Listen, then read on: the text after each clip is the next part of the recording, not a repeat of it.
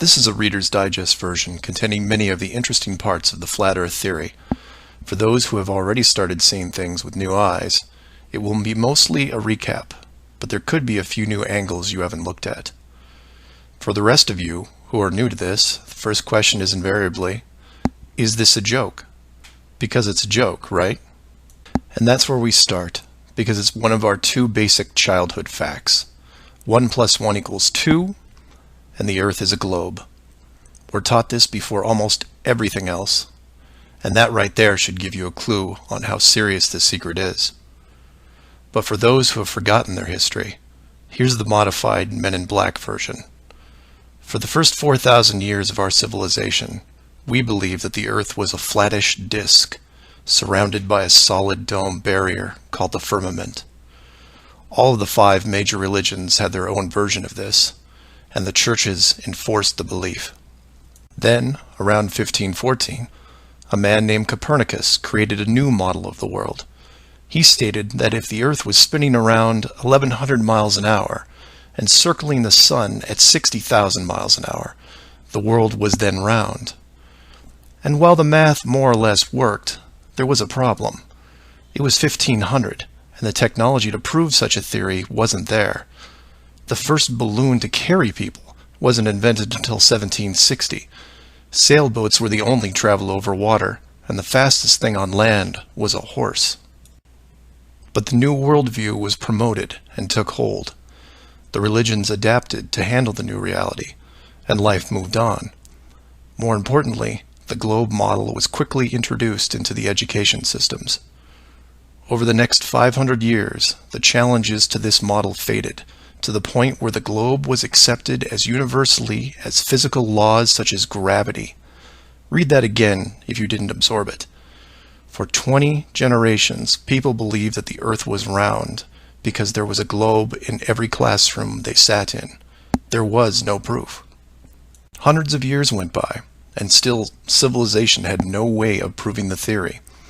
Planes were invented around 1900, but until 1957, nothing could go high enough to give a true perspective of where we lived.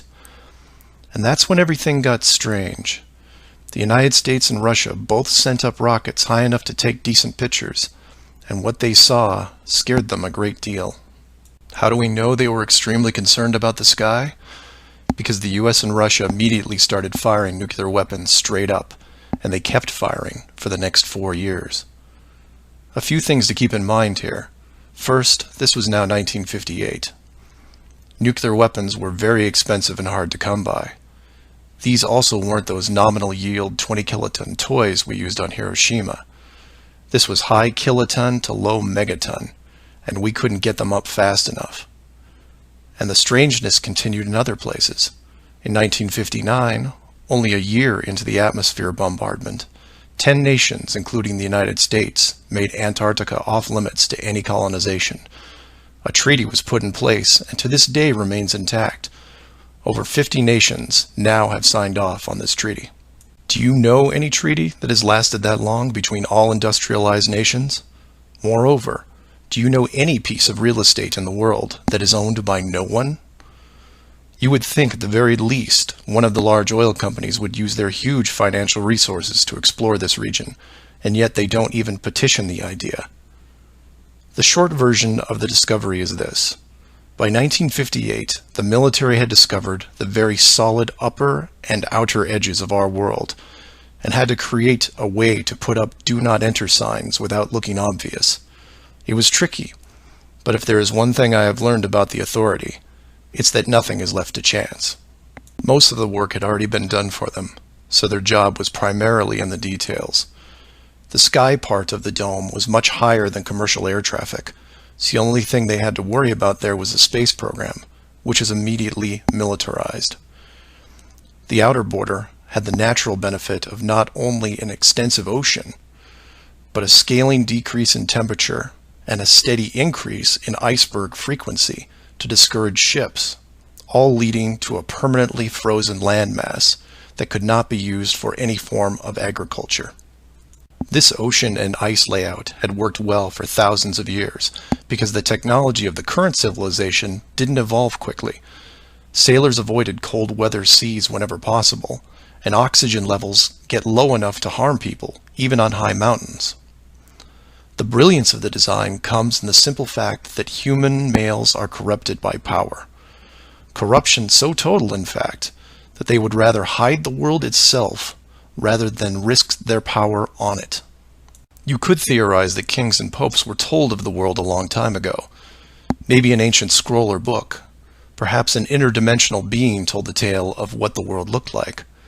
But this was all but dismissed, because even the most powerful leaders of the day couldn't reach the borders. And if they couldn't, what chance did the general public have? It's one thing to be told of the giant impenetrable dome, but it's a whole different animal when you finally stand right next to it. Then the tough decisions have to be made. Do we keep the secret? And how far are we willing to go to keep the status quo? Once they decided to keep the secret, no expense was spared. The rapid progression of rocketry science had to be addressed quickly, and so the moon missions were created. Matt from the NASA channel was right in his thinking that you needed the moon mission event to stage a picture of the Earth from deep orbit, and that couldn't be more true. Establishing NASA as the frontrunner of space exploration also diverted people who would have otherwise created their own space companies for profit. The best engineers, technicians, and pilots were recruited to the NASA space program. Once there, they were compartmentalized on a need-to-know basis. The astronauts know of the deception and are sworn to secrecy under the penalty of whatever motivates them. Private space programs are discouraged, sabotaged, or absorbed into the NASA fold. Private sector spacecraft are just not going to be allowed for several reasons. The most obvious is the collision with the dome itself. The telemetry data from such a mission would show an impact failure at a certain altitude, and if repeated, would raise questions NASA just isn't prepared to answer. There are three perpetual questions about our world that can't be eliminated, but avoided at all costs. These are the questions you should ask yourself and others if this protective layer is going to be lifted. I'd like to preface this with a thank you to Max Malone, a conspiracy hardcore who has a knack for boiling down debates to a single paragraph whenever possible. It was he who said, after over 50 years and thousands of hours of space travel footage, both by NASA and other countries, there is no exterior shot where the astronaut completes the simple act of panning the camera 180 degrees, let alone a full 360-degree sweep. This has never happened on any moon mission, exterior space station, nothing, ever. Statistics will tell you that this would have already happened by accident years ago, but it hasn't, and it won't. This is because of the rule they cannot break, the same rule that applies to television set shows that never show the fourth wall. Why? Because there is no fourth wall. Number 2. When you search online for pictures of the Earth from space, 95% of what you will see is a collection of artificial composite shots. In 2000, when I did this search, there was exactly one picture by NASA showing the bottom part of Africa and Antarctica. Now that picture is hidden within hundreds of simulated images.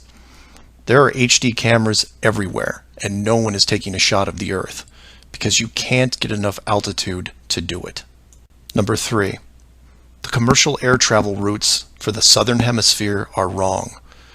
This is an easy thing you can check out in 60 seconds. Take a map reading of the distance between anywhere near Australia and anywhere in South America. It's a straight shot across the South Pacific. Now find your favorite travel site and try to get there non-stop. See what happens. The routes start turning ridiculous.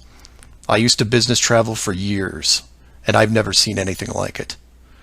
It's the one thing in the general public world they can't hide, the actual distance between these two places. On a round world, the flight is easy, just a straight shot across an ocean. But on a flat world, it becomes the greatest distance between 2 points. There are no shortcuts, so they distract you with multiple connections and layovers. It's only blind luck that the United States was in the northern hemisphere. Otherwise, the increased traffic would have raised eyebrows by now. I know. I know. It's madness. It's lunacy. There are people who will tell you straight to your face that all the leaders of the world are lizards, and yet these people laugh out loud when you say the words flat earth. I was, and still am, a huge conspiracy guy. I literally ran out of new tin hat topics to research, and I still wouldn't look at this one without embarrassment. But every time I glanced at it, there was something unresolved. And once I saw the near perfection of the whole plan, I was hooked. Do your own homework. Ask the questions. Get past the possibility and see if you can move into an even bigger picture. Like who built the dome and why. That's where it starts to get really interesting and things start opening up. I know I said years ago that the greater good was something that should be preserved, that JFK, Pearl Harbor, and 9/11 were inevitable. I still believe it, and I understand the decisions. The globe illusion, however, has run its course over the last 500 years. It's time to start again. If that means we end up getting the attention of who or what created this place and force the reset of the world, is that such a bad thing? I've put some links in the description that you might want to check out, like the current map projections used by the USGS, the United Nations logo, the Flat Earth Society, high-altitude nuclear tests, the Antarctica Treaty, among others. I'm not allowing ratings or comments on this video for several reasons. One, this topic seems to bring out the worst debates because of the initial denial. That, and I've seen dedicated trolls on the Flat Earth Society website who show up every day and say the same thing to new forum members. It's a joke. It's not serious. Nothing to see here. Kind of strange that there are full-time trolls on a site that has less than 500 members worldwide. That being said, please feel free to contact me at msargent23@comcast.net, or heck, just call 303-494-6631. I know no one uses the actual phone anymore, but I'll answer what I can. Flat Earth Clues Part 1, The Empty Theater. This is part of a series of clues that can help you get your head around both the design of the flat Earth system we live in and who has been involved in the deception to hide it from you. The clue you have to look at is built upon another conspiracy that has been around for decades, namely the space program. Most of those watching this are aware of the varying theories revolving around NASA, the Apollo program, the space shuttle, the International Space Station, and so on. The clue itself isn't based on one of these highly debated topics, but the lack of one, more specifically, motion pictures based on actual events. This, like others in the series, is something you can check out for yourself. Everything you need to reference this is online. To begin, think of all the movies involving space travel that you've seen in your lifetime. You'll start with the obvious: Star Wars, Star Trek, Alien, just to name a few. In fact, if you go through your own personal list, you could probably come up with over 100 different off-world movies without breaking much of a sweat. That part is easy.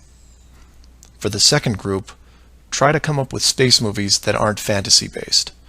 You'll get a list that has Red Planet, Gravity, Mission to Mars, 2001, things like that. These films will usually take on a not-so-distant future theme and where we could be down the road. And it's still a pretty good-sized list. These first two groups of films are encouraged by the authority because they reinforce the globe model through assumption. The entertainment system demands that the globe view and solar system concept is a given. Therefore, the actual worldview must also be true. Or to put it another way, if you're using your suspension of disbelief as you watch a movie like, say, Gravity, then subconsciously you're reinforcing the movie right on top of the real world.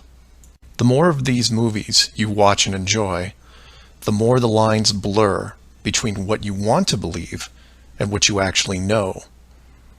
Watch enough movies about Mars, and you will be less astonished when NASA announces an actual mission to Mars. Same with the Moon, other solar systems, and so on. Releasing the movie 2001: A Space Odyssey in 1968, right before the actual moon missions, was no accident. It took the greatest director of all time 5 years to make, and several people who saw the theater screenings claimed that many military groups were listed in the credits, only to be removed years later. But 2001 is just a side note of this clue. For those who really want to dig into Stanley Kubrick's hidden vision, I highly recommend the documentary Room 237. A link to it is below as well. Now you are aware of the first two groups of space films. There are those that contain generous amounts of fantasy, and those who try to paint our near future. These two groups are easy to find.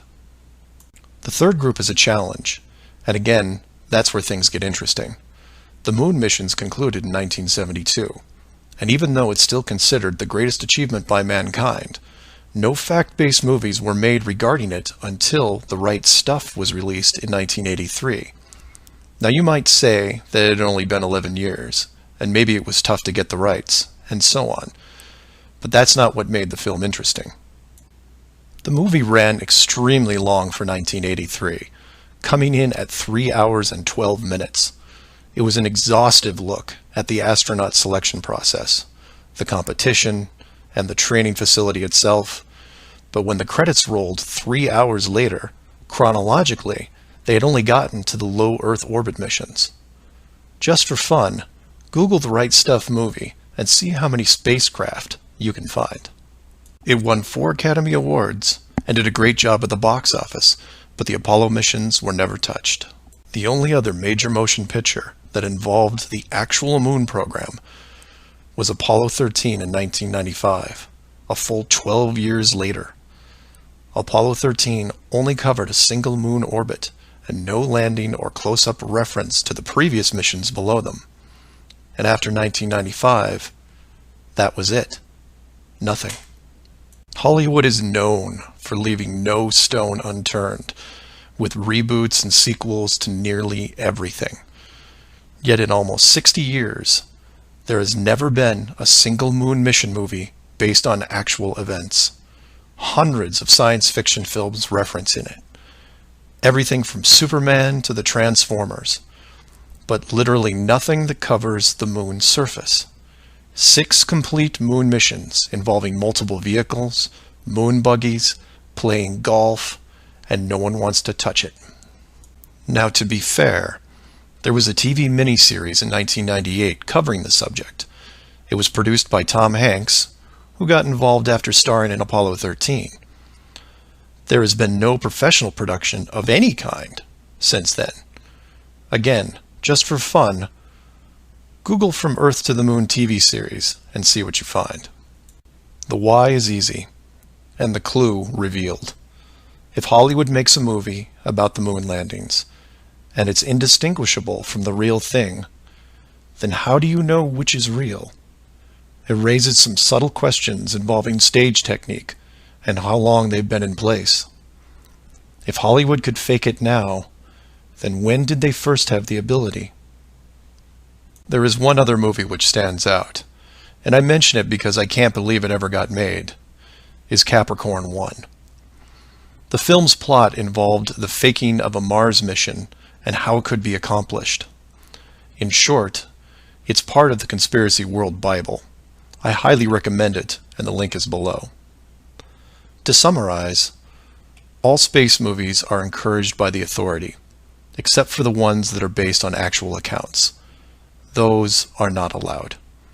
The moon program has been buried in entertainment because the moon cannot be reached.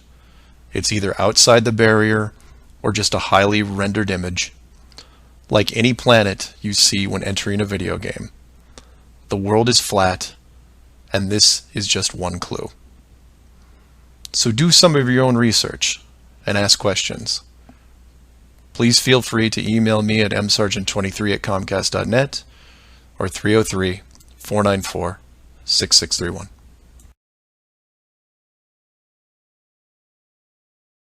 Flat Earth Clues, Part 2, The Bird Wall. This is part of a series of clues that can help you get your head around both the design of the flat Earth system we live in and who has been involved in the deception to hide it from you. This clue revolves around one of the most remarkable men you may have never heard of, Richard E. Byrd, and his relationship with Antarctica and the secretive missions he carried out there until his dying day. Some of you have followed the legend of Richard Byrd through the hollow earth theory. We aren't going to be covering any hollow earth in this video, but instead focus on the man and his involvement with the South Pole. The Reader's Digest version of Richard Byrd is as follows. Born in 1888, he became an American naval officer who specialized in feats of exploration.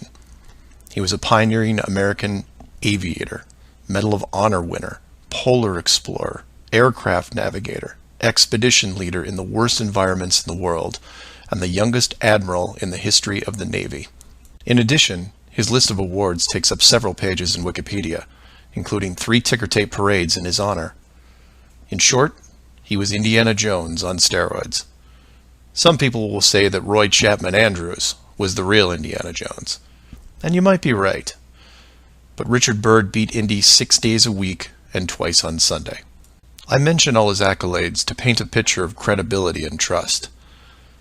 The governments of the United States and the world trusted his judgment and leadership, and took advantage of every chance they had to put him in charge of special missions. The first large-scale mission was an expedition to Antarctica in 1928. This was noteworthy because even though he had just flown over the North Pole in 1926, all expeditions from 1928 on were focused on the South.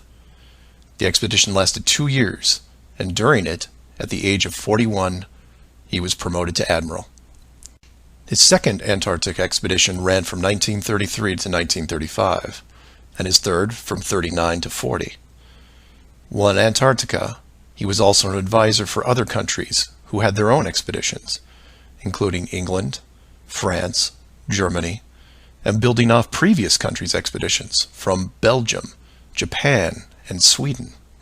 He then helped lead U.S. Navy fleet operations in World War II, was present during the Japanese surrender in 1945, but then something strange happened.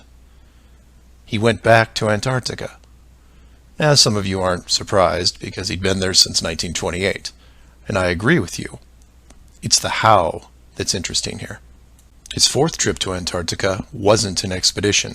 It was a military operation called Operation High Jump. Commanding an entire aircraft carrier group that included 13 support ships, Admiral Byrd led 4,700 men to the South Pole, for reasons that are still shrouded to this day. Some say they were chasing the remaining Nazi fleet, even though Germany had surrendered a full year earlier. Others say there was a Nazi base established in Antarctica during the war, when Admiral Byrd was absent. None of these theories are important for this video. What we do know is that the U.S. had sent an excessively large military force to the ice, all under the guise of peaceful intentions. During this operation, Admiral Byrd told a Chile newspaper this: "The most important result of his observations and discoveries is the potential effect that they have in relation to the security of the United States. The fantastic speed in which the world is shrinking," recalled the Admiral, "is one of the most important lessons learned during his recent Antarctic exploration.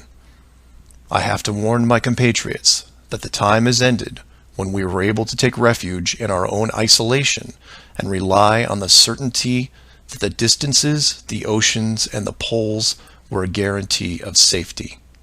After the operation, Admiral Byrd toured the States and gave interviews, the most interesting of which is a national television show in 1954 called The Longines Chronoscope.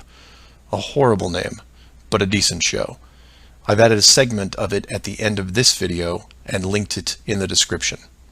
During this television interview, he first spoke of an area beyond the South Pole as large as the United States, which no one had set foot on yet.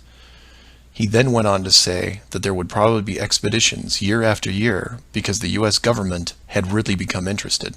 The interviewers then probed as to why the interest in the South, when any perceived military threat from Russia, keep in mind this was 1954, would be from the North. He went on to say that it was the most valuable and important place in the world for science. It involved the future of the nation, an untouched reservoir of untapped resources, including coal, oil, minerals, and uranium. He added that at the time of the interview, there were 7 nations currently engaged in Antarctica, including Russia, Australia, Argentina, Chile, and New Zealand. During the interview, the Admiral talked about planning the next military mission to Antarctica. It was called Operation Deep Freeze and ran from 1955 to 1956. The mission was completed, and he supposedly returned home. Now this is where you come in and say, so what? And normally I'd agree with you, except for what happened next. Nothing happened next. The missions just suddenly stopped, and that was it. No other expeditions, military or otherwise, were conducted on the continent, ever. Then a treaty was put in place banning any country from doing basically anything. The end. And if you're wondering what you're missing, it's this.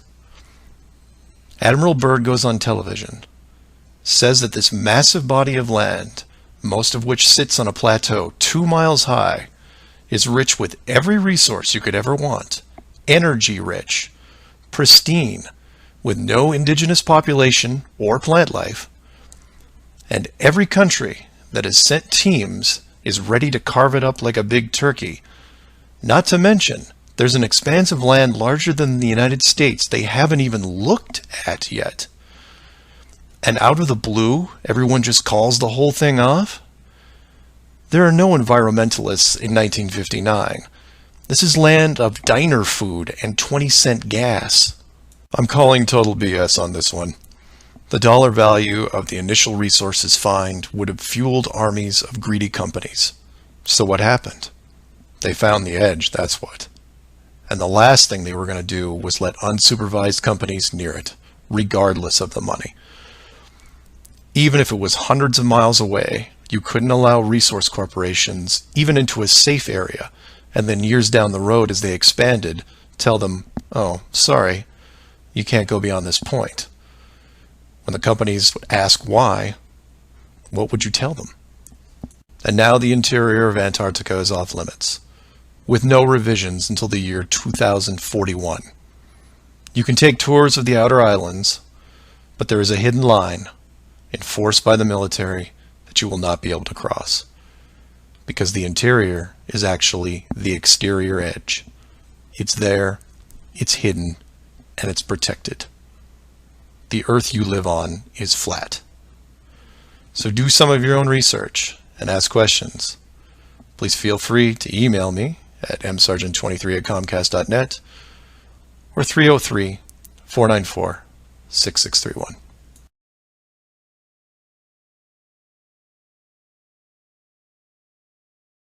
Our very distinguished guest for this evening is Admiral Richard E. Byrd. The North Pole used to be a no man's land, but these are the days when, by buying a ticket on a commercial airliner, you can fly across the North Pole and drink a cocktail at the same time. Yet only 60 or more years ago, about 35 years ago, our guest tonight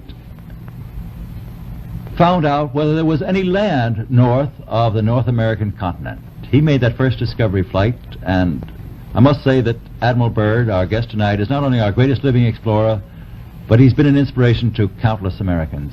Admiral Byrd, you've been to both the North Pole and the South Pole. Is there any unexplored land left on this Earth that might appeal to adventurous young Americans? Yes, there is. And not up around the North Pole, because it's getting crowded up there now, because they find out it's really usable, not only to live in, but militarily. But strangely enough, there's left in the world today an area as big as the United States that's never been seen by a human being. And that's beyond the pole on the other side of the South Pole from Middle America. And I think it's quite astonishing that there should be an area as big as that unexplored. This is a tremendous So challenge. there's a lot of adventure left down at the bottom of the world. Admiral, an expedition to which I believe you're the advisor is now en route. What is that expedition doing? Well, that's the icebreaker Atka, and it's a reconnaissance expedition. It's going down to the South Pole area to make certain observations and to look for some bases. They will be back in April, and they will report back And upon the information we get from that undertaking, we will base the bigger expedition that's to follow. Is that very definitely planned, or is that... That is being planned right now. So I'm willing to say to you that there will be a number of expeditions that will follow, I think, year after year, at the bottom of the world, because the government has really become interested. Well, Admiral Byrd, I can understand, I think everybody can, the interest in the North Pole because it's so near our greatest challenger, Soviet Russia. But why this interest in the bottom of the world? Nobody living down there, is there? No, it's pretty cold. There's only one permanent resident, that's the emperor penguin. The little ones live further north. I tell you one reason they're interested. It's by far the most valuable, important place left in the world for science. That's why the scientific groups all over the nation are really interested. But more important than that, it has to do with the future of the nation, those to come after us, or even during your lifetime, because it happens to be an untouched reservoir of natural resources. And you know, as the world shrinks with an ever-increasing acceleration, far-flung places once useless, like we thought the North Pole was, and no man's land, become very useful. The bottom of the world will be important, not only to us, but to our allies. I was going to ask you, does it have military importance? It has some, and as the world shrinks, it will continue to shrink with an ever-increasing acceleration, thus bringing these places closer. And in the future, I can see a time when it will be very, very important strategically. Well, has the development of air power increased the strategic importance of places like the very much Parma so. Peninsula, we'll say? Very much so. Even now, if anything happened and we lost the Panama Canal, we would have to control the islands just north of Antarctica, which are part of Antarctica. Then between there and Cape... Admiral, you speak of the resources of Antarctica. What are they? What are the natural resources there? Well, we've found enough of coal within 180 miles of the South Pole in a great ridge of mountains. It's not covered with snow, enough to supply the whole world for quite a while. Well, that's the coal. Now, there's evidence of many other minerals. We are pretty sure there's oil. Now, that coal shows the bottom of the world. Now, by far the coldest spot in the world. Where that coal is gets 100 below zero in the winter. Well, it was once tropical. So we think there's oil there, and there's evidence, probably uranium there.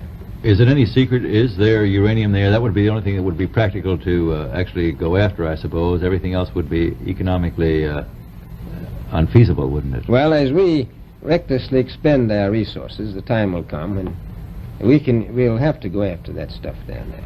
Well, you know, I avoided what you said about uranium. I'm not sure about that. I don't want to have the world fight over the Antarctic. And Robert, is there a competition among other nations to try to get information about Antarctica and possibly to secure some of these resources? Well, yes. There are now 7 nations very much interested. Russia is interested tremendously. That I'm sure of. Australia has an expedition down there. The Argentine, the Chile, New Zealand, Britain, and so on. Now, you can understand those people down there being interested because they live down there, the New Zealanders, the Argentinians, the Chileans, and the Australians. And so we don't do much about claiming anything.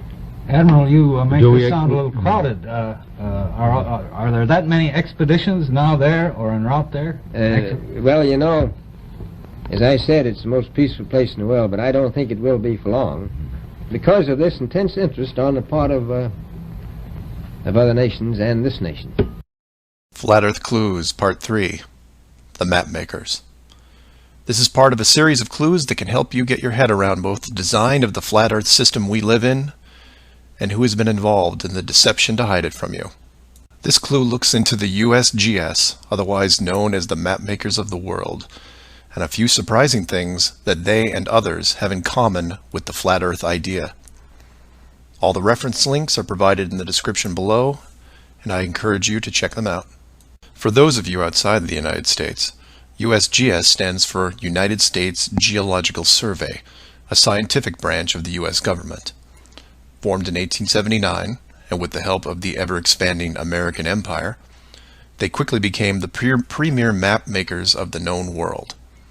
Currently, they have around 9,000 employees and an annual budget of over $1 billion a year. They also have extensive science departments covering biology, geography, geology, hydrology, and many programs tied to them. Their motto since the 1990s has been "Science for a Changing World," and I'm going to show you how true that really is. What does this large, really boring government group have to do with the flat Earth? To understand that, you have to look into their origins, which is in geography. To do this, you'll need to open another page that specializes in maps. The maps you see in this video are from Wikipedia, but there are others you can reference as well. The wiki list of map projections isn't much to look at as a whole, although there are a number of interesting takes on the world view. Not only do they have just about every perspective when it comes to the land we live on, but some detailed information on where the map originated, including name type, the origin or creator, and the year the map perspective was proposed. Now, some of these will be very familiar, especially the ones that you would see on your classroom wall. There are a number of variations here, but the one that has been debated on recently would be this one, the Gauls-Peters, which accurately shows the size difference between the continents, the most obvious clue being that the white continent of Greenland is actually tiny compared to Africa. But I digress. If you keep going down through all the different shapes, you'll get into circular maps, but only one of these is a top-down perspective that shows the continents in the center, surrounded by an unbroken ring of ice. In Wiki, it's called the azimuthal equidistant, and just to make it easier, I'm going to abbreviate and call it AE for short. Why is this map so interesting? Well, if you're looking at the Wiki page, you'll spot a few reasons. The first is that in the notes section of the map, and I quote, "Used by the USGS in the National Atlas of the United States." It also mentions that it is used as the emblem of the United Nations. Of all the maps on this screen, it is the only one that references a group of any kind. And if you keep this page open and navigate over to the Flat Earth section of Wiki, you'll notice towards the bottom of the page a similar map. I've referenced it here, and you can tell quite easily it's identical, but not referenced or linked as the AE model. To make things even more strange, we go back to the USGS model, and you see that it was first proposed 1,000 years ago, and you may think, well, that's a bad link. So you compare it with the person who proposed it, and you get this guy, Al-Biruni. Who was Al-Biruni? Well, he lived around 1,000 years ago and was considered one of the greatest scholars of his era, schooled in multiple sciences. Have you ever heard of him? I hadn't. Maybe it's multiple bad references in Wiki. Well, no, because NASA knows who he is and named this moon crater after him. So why is the USGS using a version of the world map designed by a 1,000-year-old Persian scientist? Because it's correct. That's why. So to be clear, let's compare them again. The United Nations flag, the USGS official map of the Earth, and the Flat Earth model. All identical, but one isn't recognized and instead ridiculed as an outdated look at the world. And this is one of those political quandaries that the authority gets stuck in. The short version is this. The government is on the same page as the Flat Earth, but they can't admit it, even in confidence. We know the Earth isn't flat, they say, but it really is. We know you use the same map as we do, but ours is just an image. And anyone who says differently is obviously crazy. It makes you wonder how long the USGS has been using that model as an official reference. The United Nations started using it for their logos in 1945, and then made some final adjustments in 1947. And the UN flag also raises a few questions, like, why isn't Antarctica represented on the map? Is it supposed to be assumed in the outer circle, or perhaps the spiky olive branches on the outside? They don't mention it anywhere online. And this is what I like to focus on: the gaps, the holes in the plot, the unanswered questions. The USGS using the same map as the flat Earth, but not saying why, not recognizing it, or that you can't link the very same image from the Flat Earth Wiki back to the actual AE definition of the projection. The authority figured out in the 1950s all of the borders of our enclosed world, and have done a great job hiding it over the decades. But the world's a complex place, and there are clues out there just lying around. I think it's time you saw some of them. So do some of your own research and ask questions. Please feel free to email me at msargent23@comcast.net or 303-494-6631. Flat Earth Clues, Part 4, Shell Beach. This is part of a series of clues that can help you get your head around both the design of the flat Earth system we live in and who has been involved in the deception to hide it from you. This clue covers the near-perfect design of the flat Earth model and will break down some of the logic behind the decisions made. It sounds like a big task, and it is, but to start, let's look at something small, like this little guy. Take an ordinary mouse and put it into a glass cage. It doesn't have to be a mouse. It could be a snake, a lizard, an insect. It makes little difference for this exercise. People identify with mice because they're used to seeing them in lab experiments. Mice also don't have any sinister connotations. They're seen as relatively innocent and benign, the perfect test subject, as it were. I have yet to meet anyone who has a bias against the lab mouse. So the mouse goes into the box for the first time, and the reaction is always the same. It explores its surroundings, and more importantly, tests the barrier around it, probing for exits or potential exits. The mouse inspects every inch of its new glass home, and at some point settles into the acceptance that the walls are indeed solid and that it may be there for a while. Every so often, it will repeat the process, again checking the boundaries of the cage, just in case something has changed. What it doesn't do is act like it would in the wild, because it realizes that it's in a form of captivity. The glass box doesn't even remotely resemble its natural environment. You could put this box in the middle of a forest and the mouse may feel slightly better about its situation, but it still knows that it's been trapped against its will, and will settle into a non-native lifestyle. You could take all the other small animals that could be substituted for a mouse, the snake, the lizard, the insect. It makes no difference. The result will invariably be the same. Repeated probing for escape routes, then acceptance. Take the same animal and now put it into the middle of a 100-mile square wildlife preserve, surrounded on all sides by a similar type of glass enclosure. The creature doesn't even bother to rush the size of the preserve and start testing the boundaries, mostly because it's out of visual range. It could be days or even weeks before it even encounters a single fence. The animal's routine is spent doing what it normally would do. It eats, it sleeps, it breeds. It does everything that it would naturally do in the wild. If one day the animal approaches the fence, there might be some curiosity, but any anxiety is quickly resolved by just turning around and heading back into the vast expanse from which it came. The fence does not pose a potential problem for the animals in the preserve because it is so small compared to the expanse they live in, and dwelling on it doesn't hold any interest. We're assuming here that the fence is high enough to discourage flying creatures as well, deep enough to stop burrowing classes, and if you want, reaches the floor of any nearby bodies of water, stopping any clever aquatic types. The point here is that all creatures great and small inside a giant wildlife preserve, when encountering the fence, wouldn't care. They would all, in their own way, just shrug and move on with their lives. However, if you take a human, male or female, regardless of education or nurturing, and put them in the exact same wildlife sanctuary, the response would be quite different.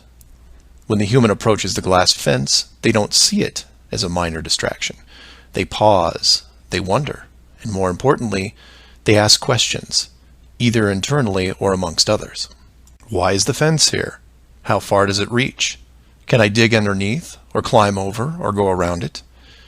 These questions continue in a way you might imagine, but eventually a bigger question jumps to the top of the list. Who built the fence? It is that which changes not only the type of questions being asked, but how the human being, or beings, look at their world. The giant wildlife preserve suddenly gets smaller.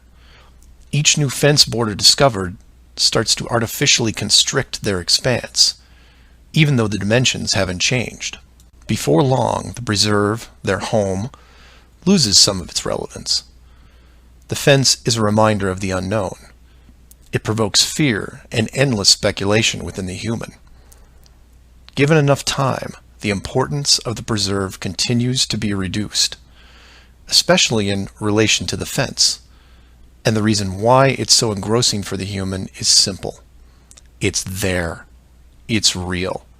They can see it, and maybe even touch it. Adding more humans to the equation increases the disparity of the situation by orders of magnitude. Have you seen the fence? Do you know how long it's been here? Have you ever known anyone that's been outside it? It's older than us. Who is responsible for the fence? What can we do to appease the group that created it? You can see what this might lead to. A long-lasting group hysteria would entrench itself within the population, grab hold and never let go. The fence is bigger, older, and wiser than they are. It humbles them, it angers them, and it is forever. It is their proof of a higher power. Maybe not God, but certainly God-like. No civilization, regardless of technology, discipline, or age, would be able to cope with the existence of it. For the human psyche, there are just too many questions that go unanswered. Life would never be able to progress normally. To summarize, a garden variety wildlife preserve would work for 99.99% of all the world's life forms. For human beings, however, you would need to make some modifications, or really just one big one. So let's take a look at a few examples of how this could be accomplished, and from there expand it. The first failed example can be seen in the 1998 movie Dark City. This is a good starting point to get you in the right mindset. The premise here is that an advanced race creates a small flat Earth area, complete with a traditional dome. The design, however, is initially flawed in that they built the city all the way to the outer edge, leaving no room for error. To compensate for this, they altered the memories of the human population on a regular basis, therefore repressing any long-term investigations. However, in movies, there are always anomalies, like the police officer who realizes that even though he remembers visiting a place called Shell Beach, there is no way to reach it, because Shell Beach is outside of the flat world and never existed. He just keeps going around the circular city that has no exits. In the end, another man, the hero of the movie, makes it to the edge, steals the advanced race's power, and creates an ocean, which really should have been there in the first place. Move from there to a movie released only 4 months later called The Truman Show. Inevitably, all flat earthers have to take a hard look at this movie from a technical point of view. The movie follows the same lines as Dark City, but in a much more relatable premise, that of a giant television stage built so that the outside world can watch a person go through his life without any knowledge that he is living inside a flat world, surrounded by a physical dome. The movie is interesting on several levels, including construction. Using their existing model of a small town, bordered on one side by a large lagoon and wilderness, and the other a seemingly expansive ocean, while better than Dark City, still had its flaws. For one, it was less than 20 miles across, and even though Truman's desire to explore was repressed, there was still a chance that he would venture to the outer edge, which is where the movie ended. But for the most part, it worked. Truman believed the entire scenario because he was born into it, and then lived 30+ years without any reason to doubt where he was, which could be said for any of us. If it wasn't for the, and we'll say movie mistakes, that the studio fell victim to, then the show would have never ended. And this then raises hypothetical scenarios like, how many kids like Truman could you have raised inside that dome? 10? 50? Now, logistically, you can see how it might be problematic in keeping tabs on that many kids, especially as they got older. But with enough sleight of hand, it could be possible. A fictional situation just like that was made into the 2004 movie, The Village. And even though it turned into one of those M. Night Shyamalan plot twist things, the premise was very feasible. A wealthy group of idealists buy a large parcel of land in an existing wildlife preserve, create a small town from the 1800s, and raise children there. They pay off government officials to keep planes far away and spread a myth that monsters live in the forest. As far as the kids are concerned, they actually are living in a small Pennsylvania town in the 1800s. And being born into it, why wouldn't they? If the story continued, eventually the elders that founded the town would all pass away, leaving the children to pass on the legacy, free from any burden of guilt that their world was not what it appeared to be. And keep in mind, this was done with very little land manipulation and no dome. This then circles back to how many actors the fictional Truman Show really needed to hire. Other than the leads who did product placement, the rest of the town could actually just live their lives like anyone else. Use phone lines to call outside, go to restaurants, watch television at home, and so on. But again, I digress. Assuming the technology was possible, how many people like Truman could you keep in a dome the size of, say, a state that was hundreds of miles across? Probably thousands. If you kept expanding the size of the dome to a few thousand miles, well, then you're talking millions. But when it gets that big, something interesting happens. You don't need the actors anymore. Started up like The Village, and within just a few generations, everyone is oblivious. And you can leave them to their own devices. Starting to sound familiar? In fact, the larger you make the enclosed world, the less micromanaging needs to be done. It gets easier as it scales up. This brings us back to the missing modification you need for the human race. To keep the storylines consistent and remove all the hocus pocus of monsters in the woods or that you can't get to Shell Beach, you place in gradual negative reinforcement, one that creates an illusion of choice. Say, for example, that Truman went out in the sailboat the same as before, but this time the dome was twice the size and the simulated ocean far larger. How far would he travel before getting hungry, thirsty, or tired?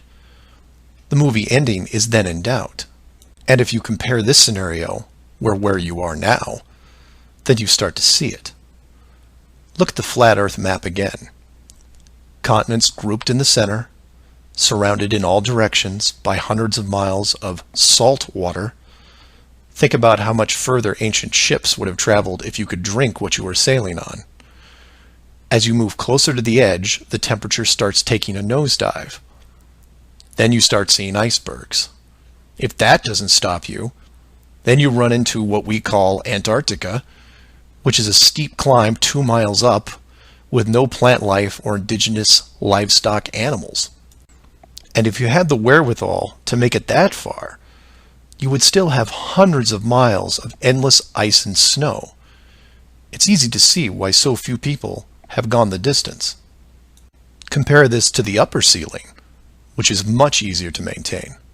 You simply decrease the oxygen rates so that every 1,000 feet up it gets more difficult to breathe. This slows down exploration over mountain ranges and discourages limited control flight, such as balloons. Also keep in mind that the dome itself doesn't have to be that high in relation to the outer ring. With commercial aircraft capping out at 10 miles and rockets less than 400, the dome would actually look more like a stadium roof, depending on how you wanted to display things like the sun, moon, and stars. An enclosed world with these type of safeguards would be able to sustain an unknowing population for, say, what, 4,500 years? Then you could artificially introduce a globe model into the scientific community before the civilization technology reaches a point that could lead to discovery. And 500 years later, here we are. A civilization inside an amazing structure, doing what we would naturally do, while the authority stands by the gate and fears the consequences if we ever found out for ourselves. So do some of your own research and ask questions. Please feel free to email me at msargent23@comcast.net or 303-494-6631. Flat Earth Clues Part 5, The Status Quo. This is part of a series of clues that can help you get your head around both the design of the flat Earth system we live in and who has been involved in the deception to hide it from you. This clue covers the inevitable and sometimes frustrating question of why the authority would go to all the trouble of hiding the flat Earth. My hope here is to show you different angles and a progression of events, all of which lead to a very changed world, both physically and mentally. To open, we have to go way back to when the world was a much more simple place. You had your 5 major religions, including Buddhism, Hinduism, Judaism, Islam, and Christianity. Each of these groups had their own version of what is known in Genesis as the firmament, or the flat circular world enclosed by a solid dome-like barrier from where the creator, or creators, looked on. I'm not going to explore all the subtle differences between the groups. Suffice it to say that it's interesting that despite their differences that led to acts of horrible violence between them, there was no real Earth model debate. So around 500 years ago, the science community, led by Copernicus, who probably had a little help, introduced what we now know as the heliocentric, or globe model of the world, which in turn changed the solar system, galaxy, and so on. The religions, seeing that this globe model was gaining popularity, feared a loss in the fan base, so they all adapted their religion to include the globe model. From their point of view, it was a small change from a circular to a globe world, and really, in a few generations, who would remember anyway? So the churches, mosques, temples wrapped up their flat Earth model in a metaphoric soft cloth and put it in the drawer with the good silver for safekeeping. Remember this, because we'll come back to it later. And hundreds of years went by, with science promoting all the aspects of the globe, and the religions promoting their beliefs upon this globe. The world kept spinning, so to speak, and everyone was happy. Then in the early part of the 1900s, you get this pesky explorer named Richard Byrd. He has family money, all the right connections, and secures basically unlimited funding and the government green light to probe every piece of unseen territory there is. It was inevitable, I guess. A young man who has an unquenchable desire to see all that there is to see, and then granting him the tools needed to accomplish this goal. He pulls a Truman and gets lucky, crossing the vast salt ocean, avoiding the icebergs, arriving at the frozen coastline, and he keeps going. He was never going to stop. One day, after crossing hundreds of miles of high-altitude ice and snow, Admiral Byrd sees it, a barrier. And to him, it's just a barrier, not the barrier. He is but a tiny speck in front of it. It stretches out on both sides as far as he can see, and straight up so far that he can't discover the beginning of the arc. The great explorer now has a new challenge, finding the shape of this thing. It's much like a blind man describing the elephant. Until you feel out the whole thing, what do you really know? If you look at the AE, or Flat Earth Overhead Map, you see the problem. To even determine the scope of the outer wall, you have to circle it. It would have taken months, if not years. You could use a series of ships going in opposite directions, or planes, but there are refueling stations that need to be built, and so on. His task was challenging to say the least. Admiral Byrd kept laying the groundwork of the great discovery until his eventual death in 1957. A year later, the United States and Russia found the upper edge. From there, the math was easy, and moreover, you could actually see the real world.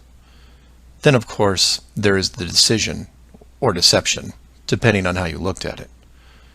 The authority made the call to hide the actual shape of where we live, then sealed off the outer edge from prying eyes, and created the space program not only to reinforce the globe model, but to control it. There was really only one reason they cared about this, and it takes a while to process. So let's look at the immediate effects of actual disclosure and work our way up to the authorities' biggest fear. For this exercise, we'll look at releasing the news today, instead of, say, 1958. While 1958 would have been easier, it's much more relevant and entertaining to explain it in modern terms. We start with a press conference by, let's say, the United Nations, who have discovered that the world is indeed enclosed in a giant high-tech dome of unknown origin and age. The public reacts with wonder and awe, trying to take in the sheer scope of this announcement. Facebook crashes, Twitter crashes, entire mobile networks crash. It's like hitting a beehive with a sledgehammer. News organizations around the world send teams to the outer edge to confirm the finding, and the general public is glued to their media devices. That's the good news, the excitement, the revelation, the positive shock. Then the bad news starts coming in waves, some of which you might not expect. The first is the immediate disbanding of NASA and all other world space programs, for obvious reasons. Most governments will secretly pardon these groups and keep them immune from class action lawsuits, the lawsuits themselves coming from NASA investment groups, claiming fraud. Regardless, everyone at NASA, despite their good intentions, is out of a job overnight. And this is where you would say, good, they deserve it. About time they stopped lying to everyone. Oh, but it doesn't stop there, because every contractor and subcontractor that are exclusively tied to NASA, they have to shut down as well. Fine, a few thousand jobs lost, no big deal. And the ripples continue to spread, some bigger than others. Observatories all over the world close their doors, and the reasoning is this. If you've been looking at the ceiling for decades and couldn't tell it was a ceiling, then what good are you? Every university in the world that has an astronomy or astrophysics program, well, they don't anymore. Stephen Hawking, his book writing days are over. Carl Sagan, no more nova in syndication, I guarantee it. Those professors are going to have to retool their skills and be prepared to answer one giant question. How did you not see it? Weren't there clues? People start finger pointing, and it will continue for years. And still my fellow flat earthers will say, well, hell, that doesn't sound too bad. So some nerds around the world lose their jobs. So what? You don't get off that easy, is what? The finger pointing at the now defunct NASA will then turn to finger pointing at the government, who directed the whole thing. This is where we run into some dangerous ground, involving things like the Ark of the Covenant, the Holy Grail, and the Ring of Power. And you say, you lost me. I was with you until you started bringing up religious artifacts from movies. And you're supposed to be lost. Of the 5 major religions we mentioned earlier, those being Buddhism, Hinduism, Judaism, Islam, and Christianity, none have been able to produce a supernatural object over the last 5,000 years. And trust me, it would be beneficial to do so. The Ark of the Covenant would benefit Judaism, the Holy Grail Christianity, and the Ring of Power, well, that benefits someone else. Maybe I'll leave alone for now. The point is that all religions are actively seeking their leverage against science. You've heard of the division between church and state. Well, here it is. Advantage church. The barrier becomes a giant religious symbol, and since it is backed by the Big Five, it also becomes universal. The Big Five then go into their drawer with the good silver and pull out this belief that was forgotten but not lost, and say, we knew it all along, and science lied to us.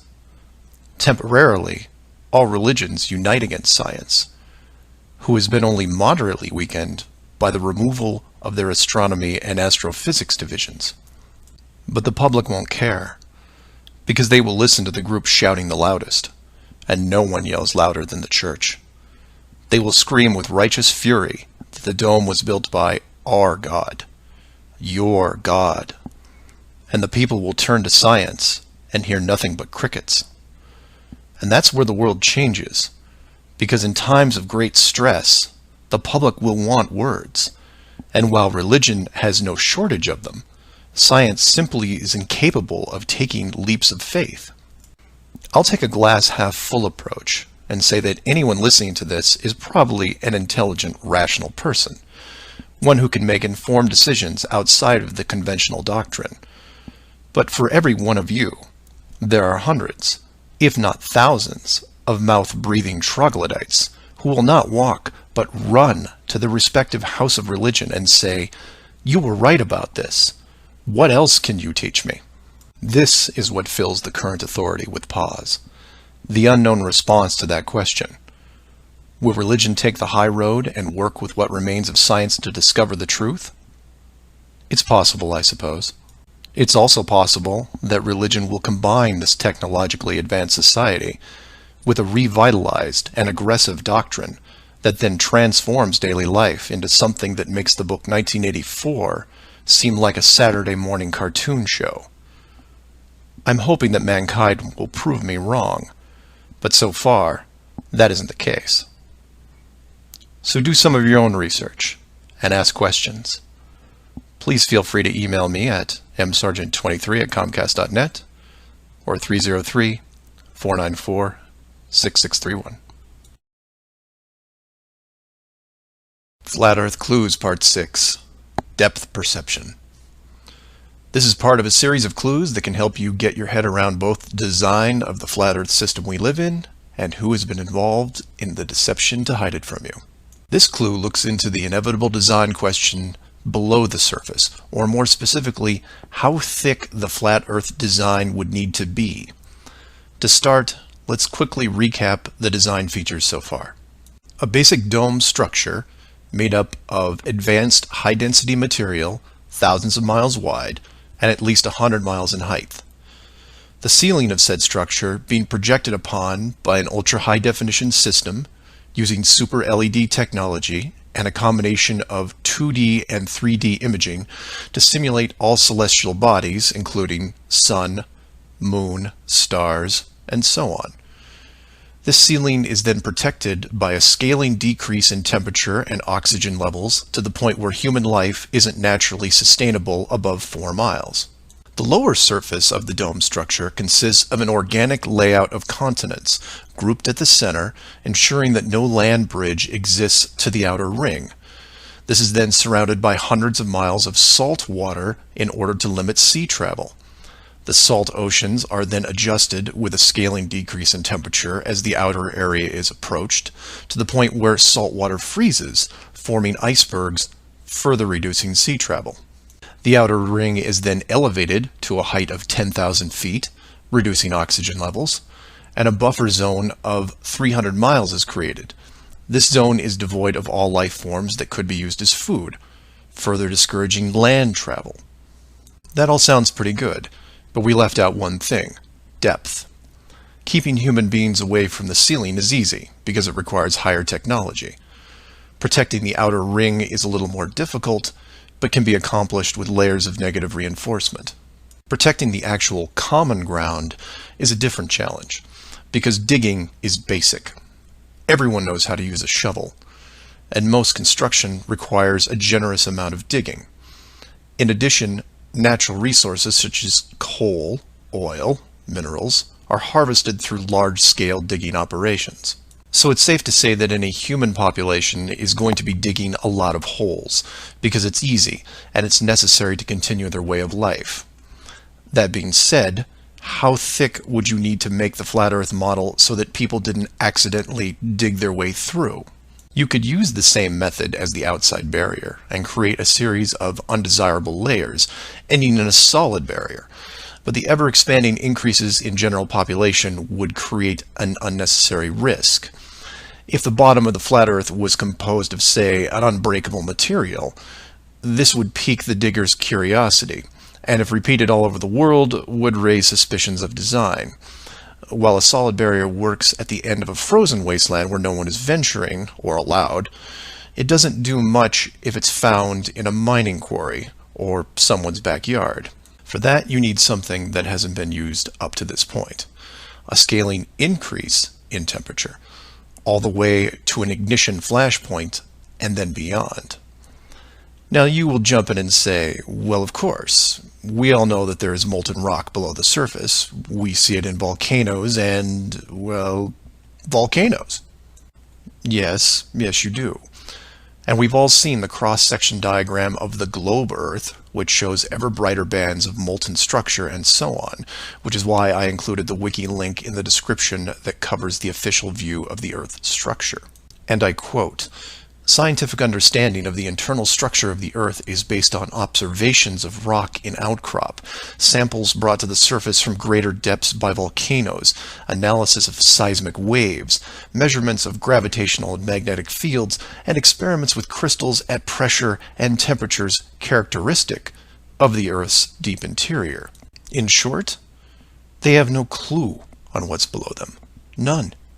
In fact, the deepest holes ever drilled, which I've also linked in the description, only go down 8 miles.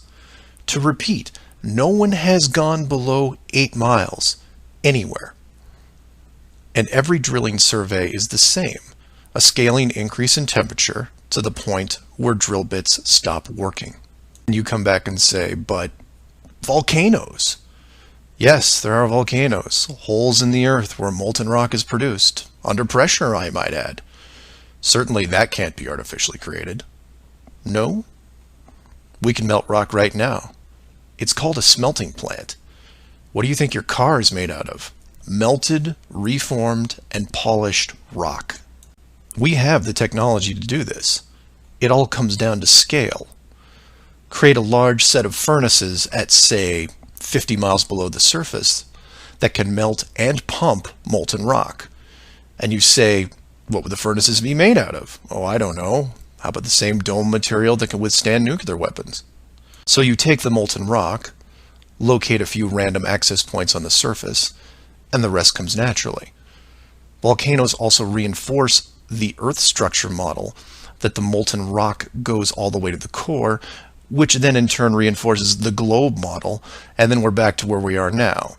A smoldering globe flying through space at high speeds that from a design standpoint makes no sense. So how thick would the flat Earth model floor need to be? Oh, for common use, say less than 100 miles, similar to the ceiling in scale. Large heat generators placed in a pattern, a thin layer of molten rock 10 to 20 miles down, which is really just a geologic pipe system to help with the generation of terrain. And there you have it. An efficient way of discouraging all those digging humans from reaching too far, combining a physical barrier with a mental one. 8 miles down and you're going to tell me what the entire core looks like? Give me a break. So do some of your own research and ask questions. Please feel free to email me at msargent23@comcast.net or 303-494-6631. Flat Earth Clues, Part 7, The Long Haul. This is part of a series of clues that can help you get your head around both the design of the flat Earth system we live in and who has been involved in the deception to hide it from you. This clue looks into a topic I only glanced at in the original guide, which is the southern hemisphere, or in the flat Earth model, the land masses closest to the outer ring. I like to give credit where credit is due, and the long haul title was given to me by a fellow flat earther who did some of the same research I did. The summary of the video is this. If you are looking to show someone how to view the flat Earth from a practical point of view, this is the example I would use. I'm going to show you how strange the world looks using just a few websites, some simple math, a couple minutes, and your brain. You don't have to write anything down, unless you want to, of course. I'll give you everything you need on screen and break down one of the examples as well. I'll also link the sites in the description for reference. First, here are some websites that help you calculate distance. The GPS on your phone already does this, and you may have an app as well, but here are some dedicated examples. Timeanddate.com, tripit.com, distancefrom2.net, worldatlas.com, freemaptools.com, and travelmath.com. If your favorite isn't listed here, like Google Maps, then use whatever is most familiar to you. Now we are going to look at two specific groups of cities. The first group is going to be from the area around Australia, including New Zealand. We'll call this Group 1. Group 1 includes Melbourne, Australia, Sydney, Australia, Perth, Australia, Auckland, New Zealand, Christchurch, New Zealand, and Hamilton, New Zealand. The second group is going to be some cities in South America, all in the southern hemisphere. I mention this because if you go high enough, you will run into a few cities that won't work.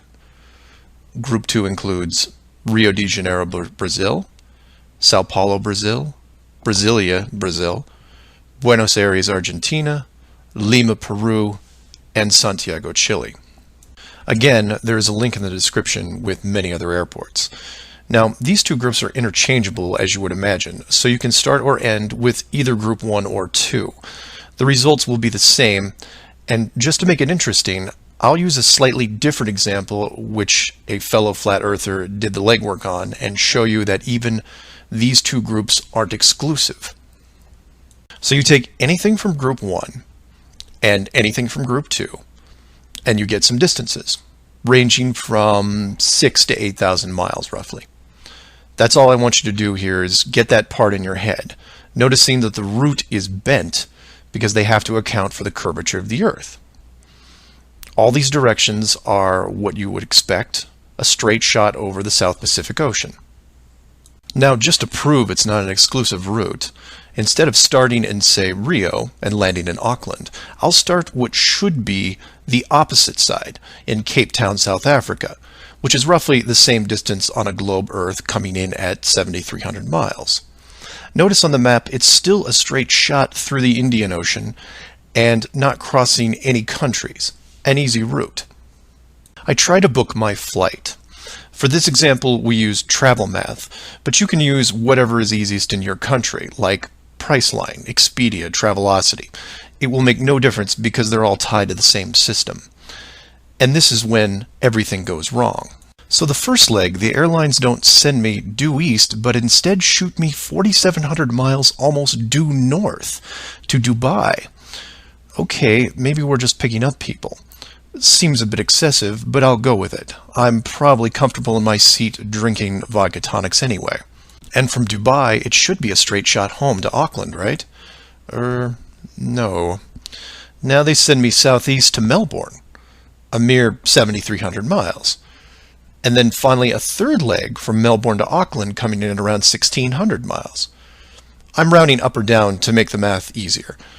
Regardless, the total miles for this flight is almost double what should be expected, coming in at 13,600 miles.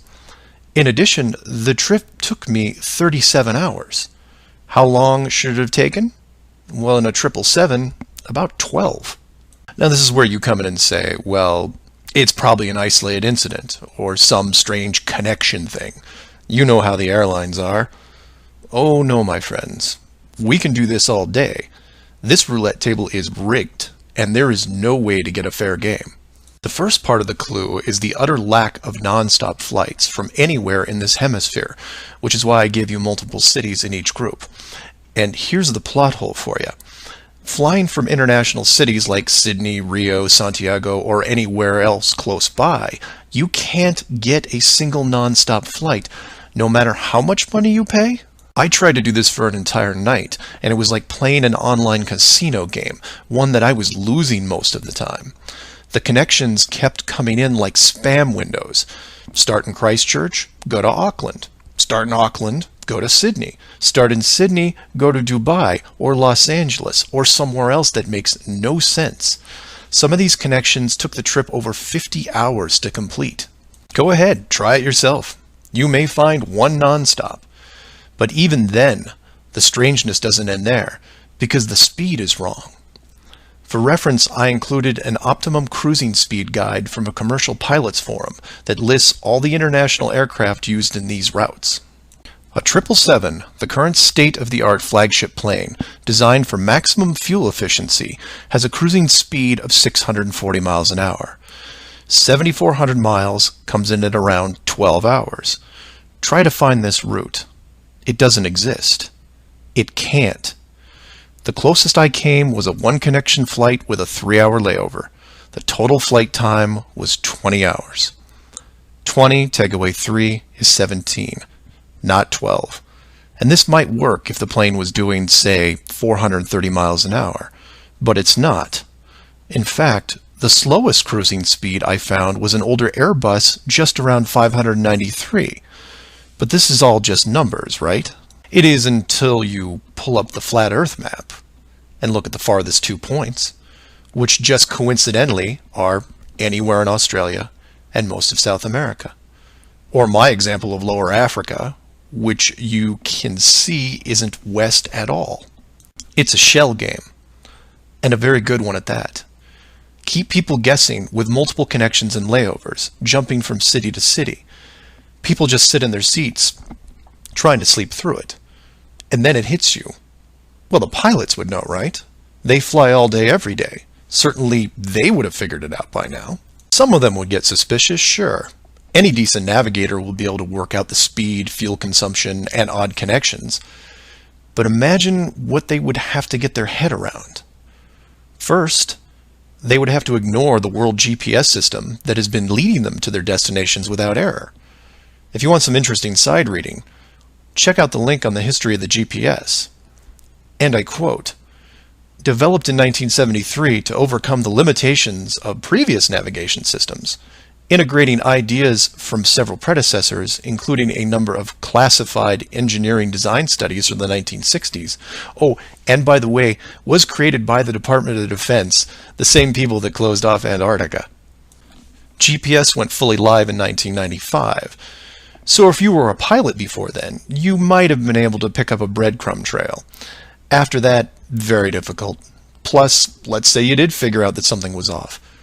Who exactly would you tell? The FAA? You would be looking around and wondering why you were the only one to see it. And then what? You make the leap of faith and see that the entire map system is wrong? Never gonna happen. You might as well just tell them that an alien spacecraft followed your plane around for 2 hours. We know what happens then. Start playing Flight Time Casino for yourself. See what interesting things you can discover. And while you're at it, show it to any pilots that you know. But don't forget to leave the words flat Earth out, because that's crazy, right? So do some of your own research and ask questions. Please feel free to email me at msargent23@comcast.net or 303-494-6631. Flat Earth Clues, Part 8, The Creative Force. This flat Earth perspective takes a look at the design from the ever-present why standpoint, and although it will review some of the dome technical features already discussed, I'll try to do it from a different angle, or more specifically, why I might build it. Someone mentioned to me recently that while the dome was a very big concept, it made the world much smaller, kind of like what Admiral Byrd expressed in an interview all those years ago. This someone also said that it made them sad, which I understood. And while I did what I could to comfort this person, I realized that I could have done more.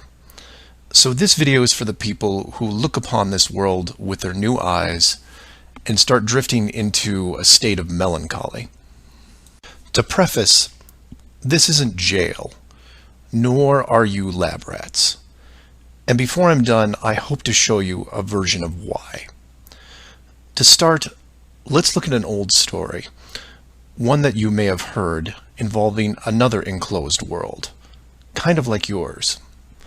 I say kind of like yours because the finished design that you are sitting in right now took several revisions in just about every aspect, much like any project.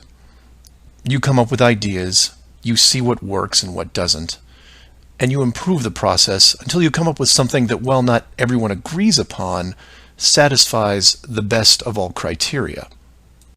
One of the first dome layouts involved a race of people who were supremely driven by ambition. They didn't have a word for lazy or fear. They absorbed knowledge very quickly, incorporating physics, advanced electronics, engineering, and drove their technology with energy from the enclosed world itself.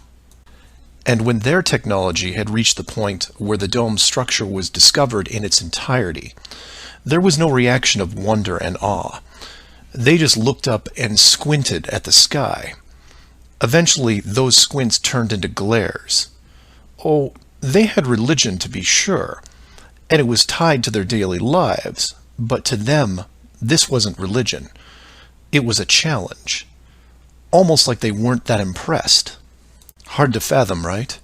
Seeing that your world had borders, but instead of being afraid, shaking your fist at the sky with arrogance. But that's what they did.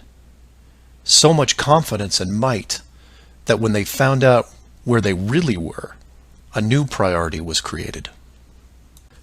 At first, they dedicated broadcast channels to calling the dome builders out, demanding answers, and ran them day and night. At the end of each cycle, the words kept repeating, "We know." But arrogance ebbs at patience, and their demands were met with silence, which was taken as blatant dismissal.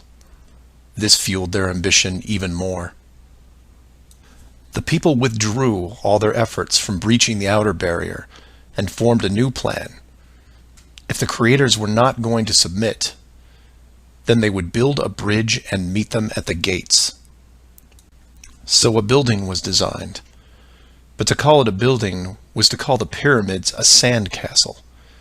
It was the greatest structure ever conceived, at least to them. It was to be over 30 miles wide and hundreds of miles high, enough to reach the dome ceiling itself, where they would meet the builders face to face. They abandoned nature completely and pushed aside ecologic systems to accomplish their goal. They cannibalized entire mountain ranges, which they used to admire and love, to acquire the raw material for the awesome structure. The work crews built with flawless precision, and it was obvious that it was going to succeed. A bridge to the edge of the sky itself. The work would only pause long enough for the mighty armies below to look up and yell, "We come for you," so loudly that on a clear day you could actually feel the dome shake. And the creators, faced with their first great challenge, decided to start again. And the people were changed, their language fragmented so that the builders couldn't continue.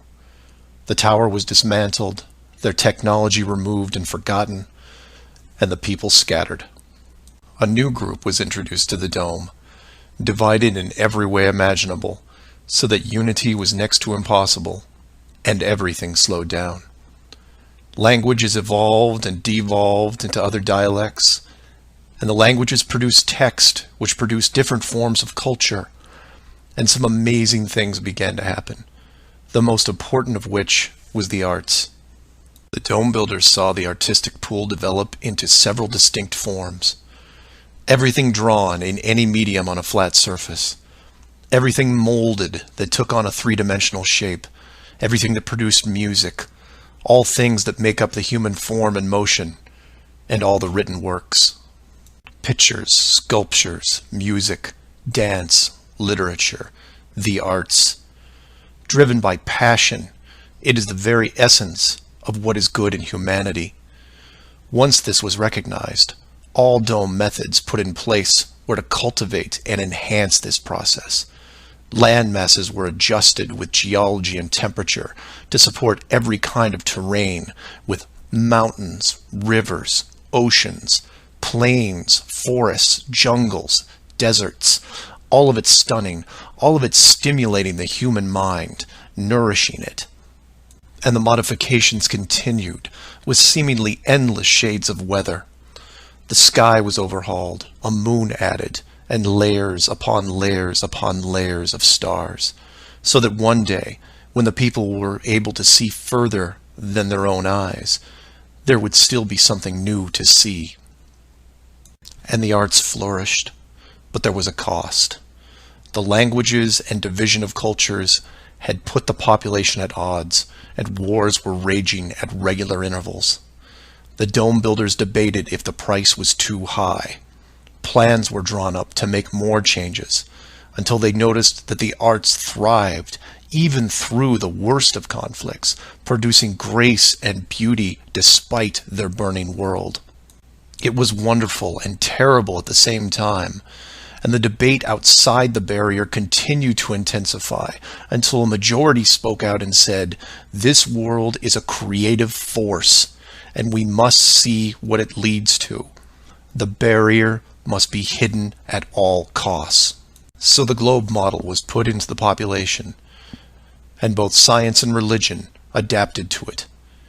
The arts grabbed onto it like a new drug, the creative minds of the world exploding with new concepts. Their universe was now infinite, and the rules changed. Science then led to science fiction, which opened up everything else. Books, pictures, sculptures, dance, and music, all reaching deep into space, decade after decade of wonderful possibilities, rising above the ashes that were at their feet. And it's not just the artists, it's everyone. You affect others, who affect others, who inspire others, who build it, paint it, sculpt it, sing it, who then put it up on a pedestal and hold it under the light and say, "This is a piece of who we are." And for every one of them, there are hundreds of others who, for whatever reason, were unable to express the songs and images and stories that are in their heads. Imagination is far more important than knowledge because it is limitless. It is your shield, your sword against the cruelty of destructive forces. There are those right now who live in chaos, whose life is surrounded by a swirling nightmare from which they think they'll never escape. These are the true warriors of the world, and they are far braver than me. I am humbled by those who suffer the most. Know that mountains were built for you. Oceans were built for you. All of this was built for you, your struggles, and your trials by fire. It may be today, it may be tomorrow, but one day the curtain will close and this stage will be struck. And when the dust settles, no matter where you are right now, you'll see the big picture and have new eyes, and you will be shown what wonder really is. And as you leave this most magnificent of theaters, heading towards the next, my hope is that you'll pause, look back at the stage and say, "I was actually in it, right there in the thick of things, and it was a sight to see." Because it really is a hell of a ride. Imagine what the next one will be like. Earth Clues Part 9, The Magic Show. This is part of a series of clues that can help you get your head around both the design of the flat Earth system we live in and who has been involved in the deception to hide it from you. This flat Earth perspective initially started out as a problem-solving exercise that was going to be built into Clue 7, otherwise known as the Long Haul. But after some research and a little patience, it has evolved into something that warranted its own section, and is a perfect example of good things come to those who wait. So emails and phone calls have been coming in, almost all of them positive. Several people from around the world commented on the southern plane routes. They said that while 95% of the long routes in that hemisphere were connections, which in itself raises red flags, there were a few pesky non-stops that seemed to contradict the overall logic. The question then posed to me was obviously, are they real flights? Could they be put there to throw the Flat Earth group off? If it was a trick, could I figure out what it was and how it was accomplished? I accepted the challenge and started my impression of Morgan Freeman as he went up against the Four Horsemen magician crew. Now, admittedly, I was skeptical to start, because the flights went against the third rule, that being the flat Earth has no shortcuts. Only a globe has shortcuts. As in magic, I had to assume the rule was not being broken, but only hidden, or having the illusion of being broken. But first, I had to see the trick itself. I had to see the planes in question, and see them make the route. Anyone can list a flight, but does it actually go from point A to point B? With the help of several other people, this was then put to the test. While just about everyone with a cell phone knows about GPS and how it can track things, many people don't know that even though it's a system built by the military, there is a very public aspect to it. So while your phone is tracked at all times, so are other things, most notably all air traffic. Now, if you're military, you could view military planes. If you work at a cargo carrier like UPS or FedEx, you can view transport planes. The general public is mostly limited to commercial air traffic. This can be viewed in several places, and the one I chose was planefinder.net. You can use others like FlightAware, Flight Radar 24, Flight Tracker. It makes no difference, because they are all tied into the same exact GPS system. All these sites do basically the same thing, track every commercial plane in the world from start to end in real time. So I spend day after day looking at the Plane Finder global map, which you see here. At any given time, it's tracking between 3,000 to 7,000 flights that are en route anywhere in the world. You'll notice two different colors for planes, red and yellow. Yellow just means there's a 5-minute delay in processing and only applies to the United States. The point here is, in order to prove out these flights that go against flat Earth theory, I need to watch a few as they cross either the South Pacific or Indian Oceans.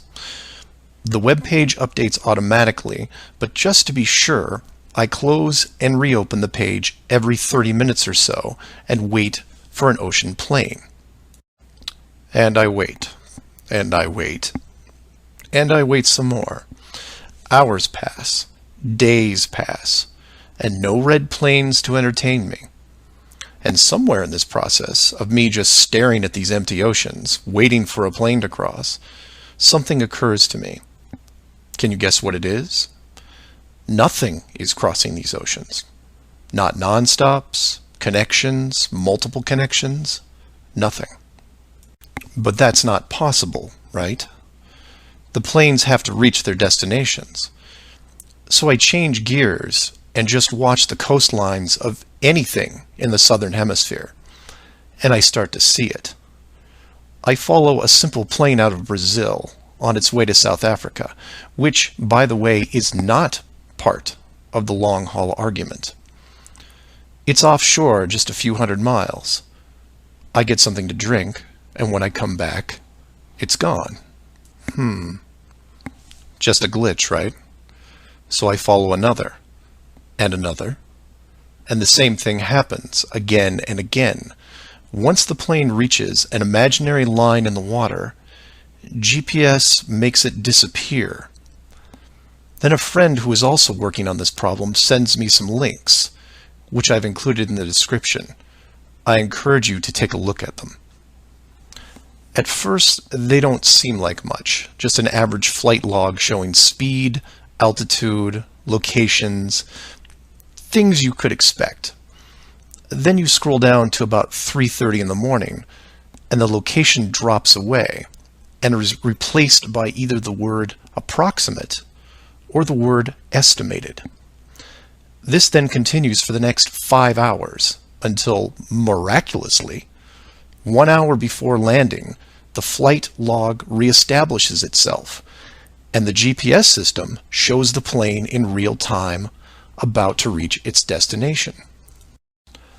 So to be clear to those who may not be seeing everything here, The flights are being dropped off GPS, and their flight data is also turned off and stays off until they are almost on top of their arrival point.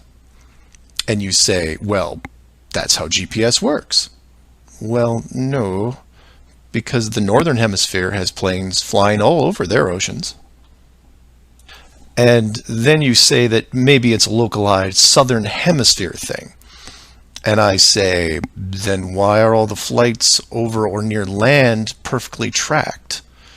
Furthermore, this is a US-based system with Americans flying on vacation every single day. You're telling me that those people aren't going to be tracked? In addition, the Vanishing Plane Act is happening to not only the South Pacific and Indian Oceans, which I would expect, but also the South Atlantic, which isn't part of the flat Earth argument. There are a bunch of flights that cross this relatively small ocean between South America and Africa, and every one of the planes is hidden shortly after takeoff. So then you say, what would be the purpose of hiding those shorter routes in the Atlantic? It's because of something I didn't see right away. If you hide one flight, you have to hide them all. Showing the GPS routes in the Atlantic, but leaving out the Pacific and Indian Oceans would raise different questions.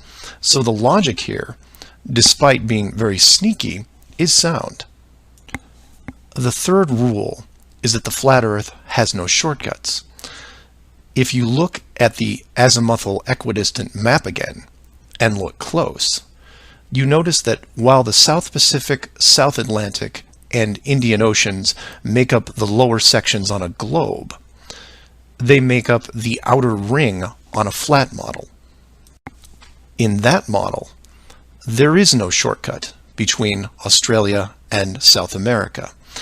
If you are creating flight routes, you have only two choices.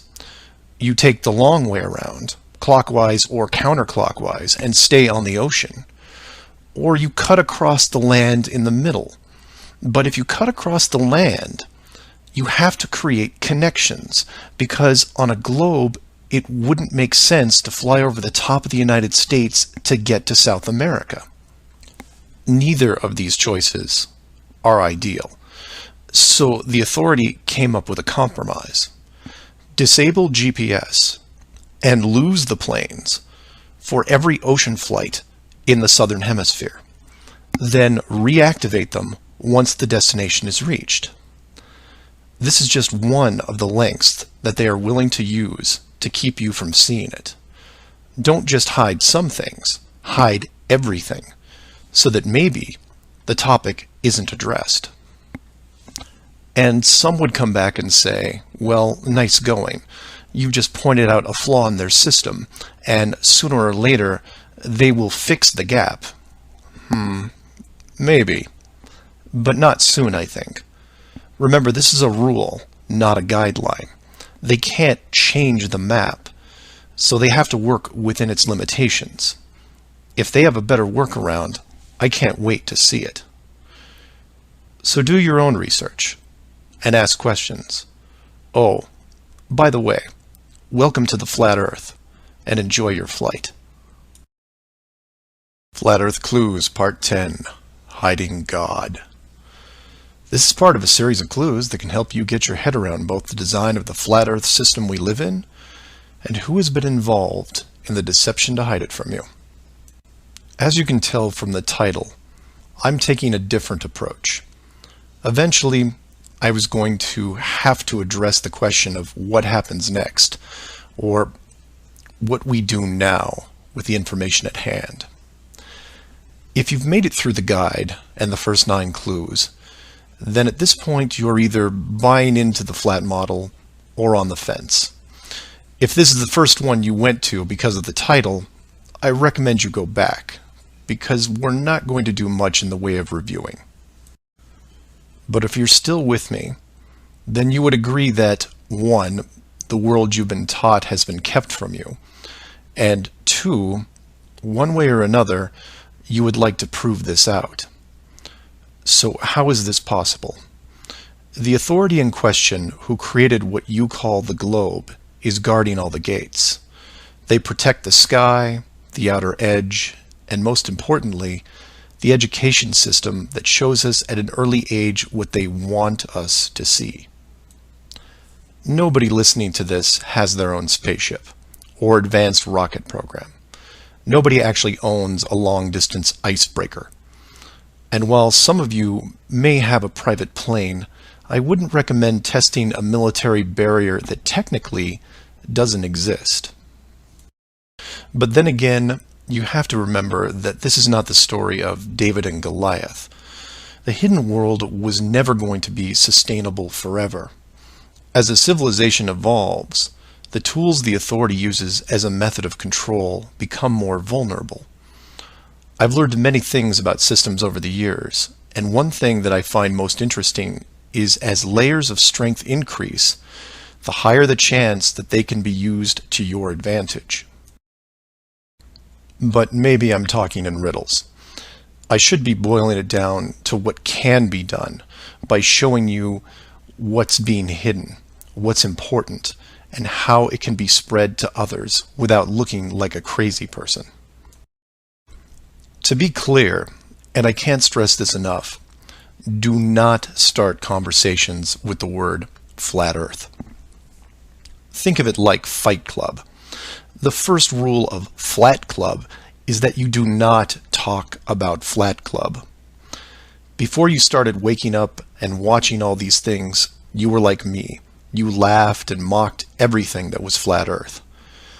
You may have learned faster than others, but the knee-jerk reaction by 99% of the people was created the day they sat down in a classroom and stared at the globe. Look at the videos, not just mine, but others who are putting forward some great arguments, and ask the questions that people can relate to. I'm going to introduce 3 very important questions that you can use, each with a statement that precedes it, and each statement is a motivation for a different group of people. If you don't fall into one of these 3 groups, then I guarantee you know people that do. The first statement is this: you are being hidden. What do I mean by that? Well, this goes back to Clue 7 and Clue 9, which talk about the flights in the Southern Hemisphere. If you are flying a plane over the Southern Hemisphere, your flight is not being tracked. How can this be used to find out the truth? It's simple, it's quick, and it costs no money. No matter what country you live in, send a quick note to your local, state, or federal representative and ask them this question: why are citizens of our country flying over oceans without the safety net of the GPS system? And remind them that GPS stands for global, not partial. Without GPS, anything could happen to your plane and no one knows where you are. And while you're at it, remind them that the GPS system was built by the United States Department of Defense, who never does anything small. The system that is in effect now has what appears to be huge, deliberate gaps in the Southern Hemisphere only. Do not mention flat Earth. Just voice your concern about the safety of you, your loved ones, and your fellow citizens. Will they get back to you? Possibly. Will they give you a satisfactory answer? Not a chance. Because they will only have what the military gives them. What this will do, however, is create a unique buzz in certain circles that may prove to be useful later. The more politicians or high-ranking officials you contact, the greater the noise. The motivation here, as you can tell, is general public concern. The second statement is this: wealth is being hidden. What do I mean by that? Goes back to Clue 2 and every other mention regarding Antarctica. In 1954, it was announced on national television that the continent was just millions of miles of rich energy resources. And by 1959, it was sealed off like Area 51. How can this be used to find out the truth? By contacting anyone you know in either the petroleum, natural gas, or mineral industry.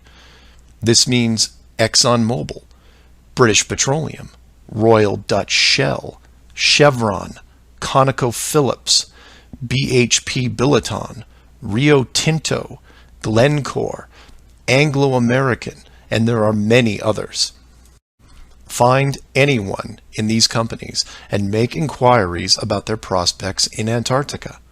Send them the link to the Admiral Byrd interview and ask them why, if there are no environmental conflicts regarding oil, gas, or mining, why aren't they allowed to even petition the idea, even when the world's energy resources are dwindling more every day? Put the sound of money in their ear. They may not be able to break through the decades of red tape laid out in front of them, but it will create a buzz from a different side, the motivation of greed, and of pristine resources just begging to be harvested. And finally, to preface the third statement, I need to thank all the people who have sent me stacks and stacks of biblical scripture, asking me to stop dancing around the title of the flat model and call the structure what it really is. And you know, they have a point. I have put myself at a distance because I want to reach people who are outside of religious faith and even outside of general conspiracies. But for all those spiritual groups who have contacted me, I can now, however, say with conviction that this third statement is this: they are hiding God. Despite what labels I put on the flat model structure, the oldest names are from the oldest texts, one of those being called the firmament.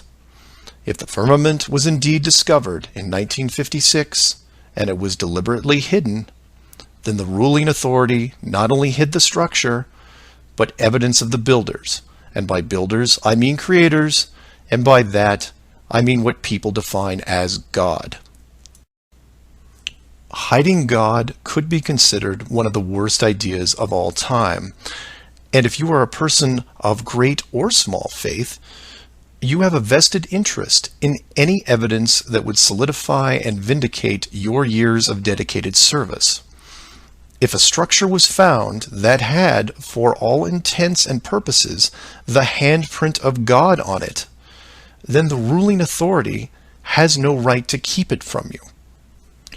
There are billions of people on this world who have personally dealt with the concept of God and would like to know for sure if these beliefs are well placed.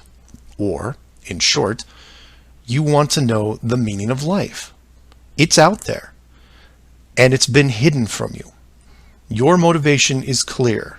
Go to your church leaders, your congregation, and tell them science probably found evidence of God in 1956 and decided to keep it a secret. If you know people of religious power, send this up the ladder. Get the word out and see what comes back. Between these three statements and questions, people will talk to people who will talk with others and eventually reach someone who knows. This isn't a grassroots or groundswell movement that takes a long time, because the system that has been used to mold and control you these past years has been based on speed, and by that I mean real time. All it takes is a single video, a memorandum, one whistleblower, one key person, and everything changes, not in months or weeks or days, but hours. And in those hours, everything changes because of the speed. People all over the world wake up and look at the sky with new eyes, and things start to get better. One person, that's all it takes. One person to come forward and share what has been hidden for so long. Maybe someone who is tired of all the games. Maybe someone who has gone year after year burdened by such a heavy secret. Maybe you, who are listening right now, who is looking for a reason to come forward. This is it. And if you don't want to walk into the light and be the hero, I understand. But if you can't, for whatever reason, then be anonymous. share the message, and help us make this world better, because it can be better. For everyone else, give this person an opening. Give them the opportunity, and give them the support they need to help reclaim what's left of our civilization, because we need it now more than ever. I will keep spreading the word for as long as I can, in hopes that everyone that hears it starts seeing things with new eyes. And I encourage each of you to do the same. And maybe one day we will learn to treat others better than we treat ourselves. Flat Earth Clues, Part 11, Souls in the System. This is part of a series of clues that can help you get your head around both the design of the flat Earth system we live in and who has been involved in the deception to hide it from you. This clue looks into the recent past, or more specifically, an odd but interesting piece of conspiracy lore. What I hope to show here is an example of how an enclosed system, once revealed, can change the world very quickly and in ways you may not have realized. To start, we need to go back a little ways to a controversial 2004 documentary called Astronauts Gone Wild. For those of you who missed this strange little gem, the summary is this. The producer-director Bart Winfield Sibrel went out to prove that all the moon landings were elaborate hoaxes. To do this, he set up interviews with the Apollo astronauts, giving them the impression that the interview was just routine. He then produced a Bible and asked each of the astronauts to swear on the book before the interview started. The interview was then supposed to be a series of detailed technical questions designed to trip up the astronauts. During the process, there was quite a bit of tension and some very uncomfortable moments, including one actual fist fight. Now, I'm not recommending that anyone actually go out and watch this hour-long documentary. For me, the astronauts have had to live with this guilt a long time, and leaving them alone seems like the humane thing to do. What interested me, and moreover what piqued my interest then, wasn't the unoriginal questions the reporter posed, but how the astronauts reacted to the Bible itself. None of the Apollo pilots would put their hand on it and swear that they went to the moon. In fact, most treated the book like it was made of plutonium. This puzzled me for years because it went against the basic rules of any cover-up, one of which is lie about everything. Now, the pilots of the Apollo program had done many interviews over the years, many televised, and had been going through their song and dance without really any instances of contention. So why not just go through the motions again? It is, after all, just a book, right? People lie under oath all the time. It's called perjury, and every country has an extensive system of laws and punishments to deal with it. These punishments don't seem to stop the people from committing perjury, and you can read about it almost every day.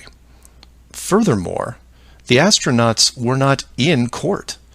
This was just a room, sometimes their own home. So swearing on the book would, for all intents and purposes, be meaningless. And this sat in the back of my head for years, because it didn't make sense. Why would astronauts, trained by a very large military science program, be afraid of just putting their hand on the book and just tell one more lie? Well, for them, it may have been more than just a book. It may have been a symbol of something much bigger. You see, for you, me, and almost everyone else, a holy book is a symbol of faith, because the creator or creators have yet to be revealed. But if you knew that the creators were real, then the book becomes something much more tangible, more relevant, more sobering. Or more to the point, The Apollo astronauts would have been let in on the enclosed system during their tenure with NASA, and over the decades, this system created certain truths for these men, one of which is, someone could be watching.